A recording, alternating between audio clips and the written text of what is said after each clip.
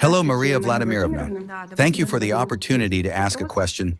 The Foreign Minister of Estonia, Margus Tsahkna, called the head of the European Commission, Ursula von der Leyen, politically insecure because of the lack of a decision on Russia's frozen assets. He believes it is possible to bypass the concerns of Belgium, which is blocking the use of Russian funds. Why is it exactly the Baltic countries that are showing such zeal on this issue? And is the EU ready to listen to them? Well, you know, it feels as though we have a unique opportunity. Usually all this is hidden from prying eyes. These internal dialogues that a person conducts with themselves, when an inner voice tells them, like, don't do it, don't.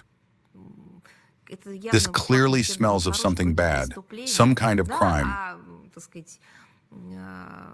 And a person also has other ideas, supposedly that it's worth taking the risk. Maybe it will blow over. Then again, from somewhere deep in the subconscious, the inner voice says, no, we've already been through this. Maybe we shouldn't get ourselves into trouble again. But the person says, no, it's fine. This time everything really should turn out well.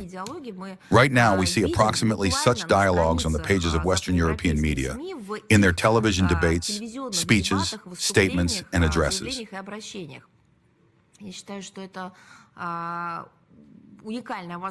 I believe this is a unique opportunity to observe how, literally before our eyes, a crime is being prepared.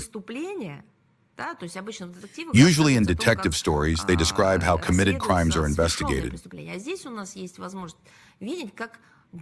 Here we have the opportunity to see how a crime is being prepared, how sensible forces are trying to prevent it, and how unreasonable forces are insisting that nothing terrible will happen, so to speak.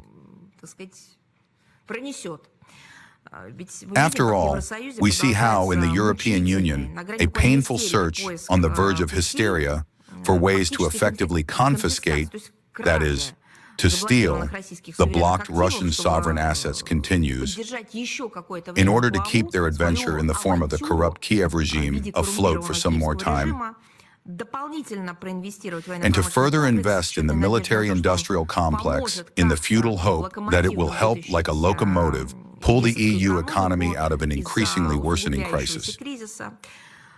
Individual statements at the highest political level that since Moscow's money is in the hands of the European Union, it is supposedly the EU that has the right to decide what to do with it, speak for themselves.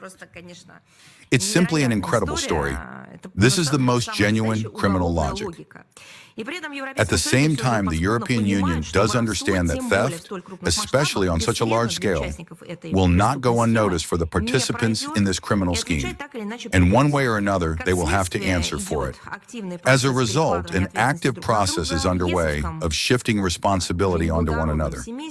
In the EU's now no longer noble family, considering what they have done, practically all means have already been put into play, up to and including undisguised threats, blackmail, and even fakes.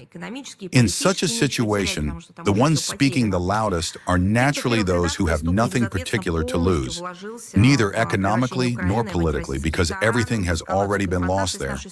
Those who were at the forefront, criminally and irresponsibly investing completely in turning Ukraine into an anti-Russian battering ram, and in escalating the confrontation with our country.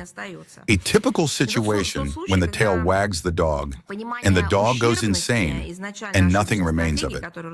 This is the case when the realization of the harm of an initially mistaken strategy, which the Russophobic wing imposed on the entire European Union, already borders on political insanity. The desire to inflict damage on the Russian Federation overshadows literally everything.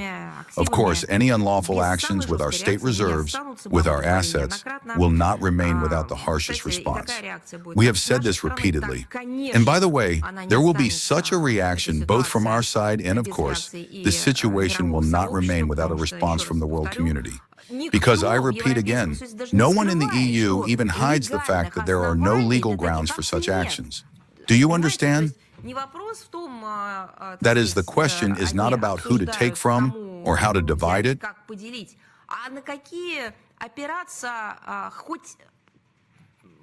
Or on what legal articles to rely on, even invented, even fantasized,